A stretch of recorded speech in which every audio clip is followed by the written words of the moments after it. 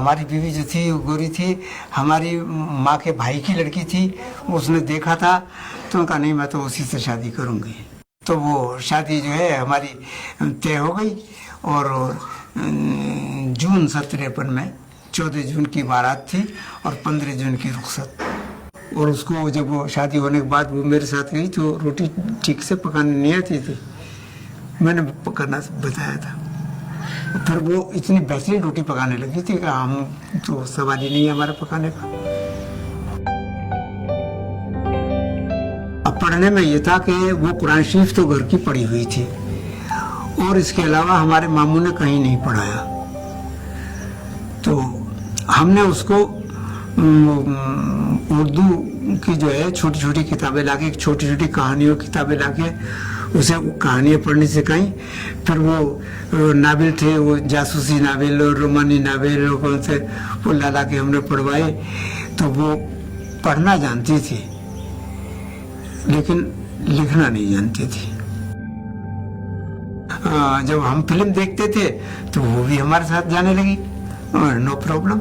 और उस जमाने में वो चूँकि आमदनी कम थी तो फर्स्ट क्लास का टिकट नहीं होता, थर्ड क्लास का 5.5 आने का टिकट लिया करते थे। वहाँ अलीगढ़ में तस्वीर महल है एक पुराना सिनेमा हॉल, तो उसमें देखा करते थे तस्वीर फिल्म।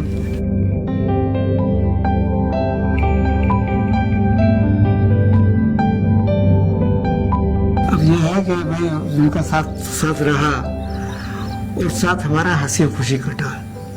कभी कोई ऐसी बात नहीं हुई जिसमें कि नज़ा हो। फिर ये था कि जब वो अच्छी थी और बच्चे हमारे हुए नहीं तो कभी उसको एहसास होता था और वो ये कहती थी कि हमारी न्यास पाता तो क्या कोई हमारा जिक्र भी नहीं करेगा, हमारे मरने के बाद कौन हमारा जिक्र करेगा। तो मैंने ये कहा कि इसी कमरे में थे, मैंने कहा कि इसी खेत में मेरे सामने अगर इंतकाल होगा तो इसी खेत में बीचों बीच में तुझको दफन करके ऐसा मकबरा बनाऊंगा कि बरसों याद रखेंगे लोग। और मैंने आज तक इसमें किसी का एक नई पाई भी नहीं लगाया है। बीबी के मरने के बाद सारे काम मैंने खुद किए। उसका कफन भी लेने के लिए मैं बाजार खुद गया।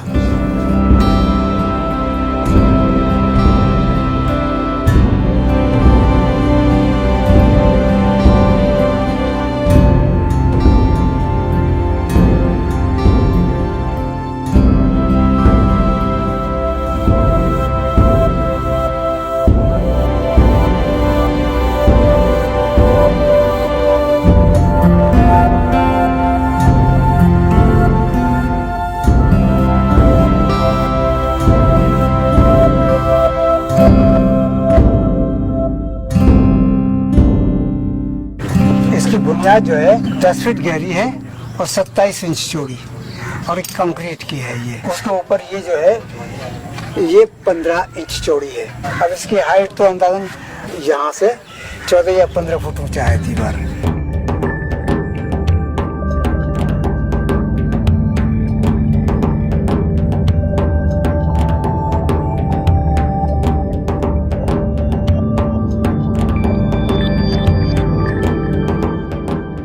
वो जो कब्र एक बनी हुई है और ढकी हुई है उससे, तो वो तो मेरी बीवी की कब्र है।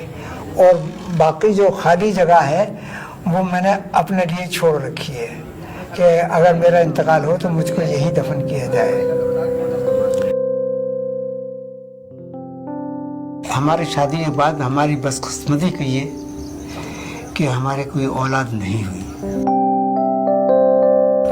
मैंने मेडिकल कॉलेज में दिखाया तो मेडिकल कॉलेज में जो वहाँ थी लेडी डॉक्टर, उन्होंने मुझे बुलाया तो मुझसे कहा कि इनके वो है रसौली ट्यूमर है उसमें यूट्रस में। डॉक्टर ने मुझसे ये कहा कि भाई ऐसा होता है कि ट्यूमर जब उसमें हो जाते हैं तो उसमें छोटे छोटे और भी होते हैं, तो ऐसा है कि मैं बच्चेदानी को पूरा निकाल देती हूँ। अगर फिर कोई और ट्यूमर बढ़ गया तो कहोगे कि डॉक्टर ने कैसा ऑपरेशन किया। मैंने कहा ये आपकी मर्जी है। तो उन्होंने पूरा ऑपरेशन कर दिया। तो अब ये तो तय हो गया कि अब बच्चा नहीं होने का। तो हमारी बहनों ने और उन्हें सबने ये कहा कि दूसरी शादी कर लो, लेकिन मैंने उसको कबूल नहीं किया।